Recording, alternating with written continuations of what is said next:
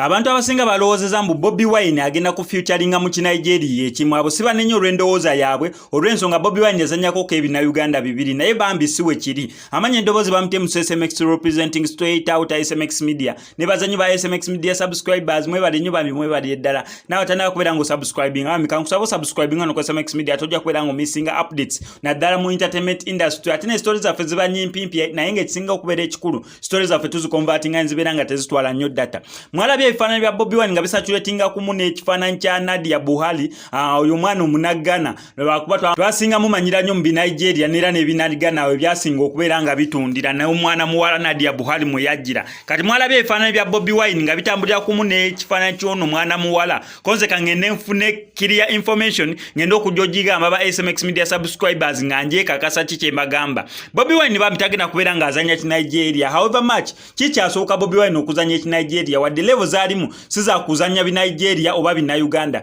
ne lwaki ngamba mbu kikyasoboka kwanga bami Bobi Wine yali azannyeko ekina Uganda ekyasooka waliwo n'ekina Uganda kyasembyeyo okubeera ng'azanya ne Helen Lukoma actually nsubira kyafuluma mu 2018 awo 2017 naye neera n'ebina Uganda byazanya biri n'omulamu atamala gazanya bino mu reaction sasi bikoze bitya nedda ekinaje ati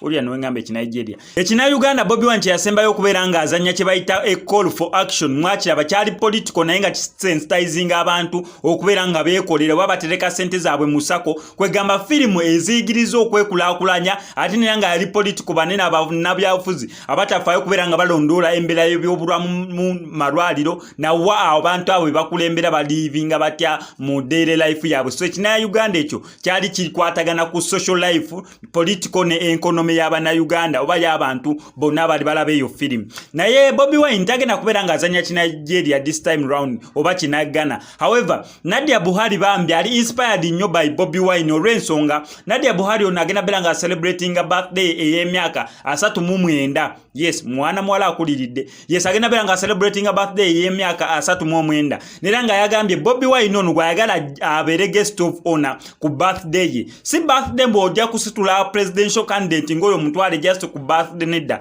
ono mwana muwala bambi animu omutima oguyamba yazimbye essomero nera nga yagala Bobi Wine yabaali gulawo ate nera nga ayagala tandikawo enkola eya charity ey'okubeera nga ayamba bantu sekinoomu yensonga lwaki agamba omuntu yamu inspiring okubeera nga atandika ekintu nga kino Bobi Wine gwayagala abeerewo ku birthday nga guest of honor basobole okubeera nga bagulawo essomero ono mwana muwala yazimbye n'okubeera nga agulawo foundation ye egenda okubeera nga ekwasaganya ebintu bya charity oba ensonga z'okubeera nga akwasaganya ebintu by'okuyamba abantu abeetaaga obuyambi ensonga lwaki mubadde mulaba ebifaananyi bya Bobi Wine nga bisatulatingira kumu n'ebifaananyi bya mwana muwala ono akuzanyidde ebina Uganda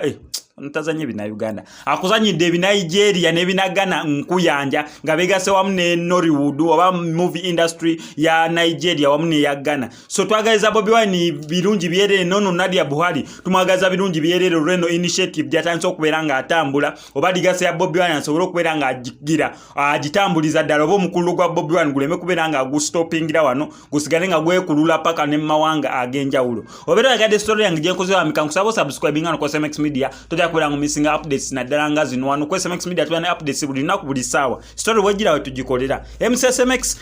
sign out.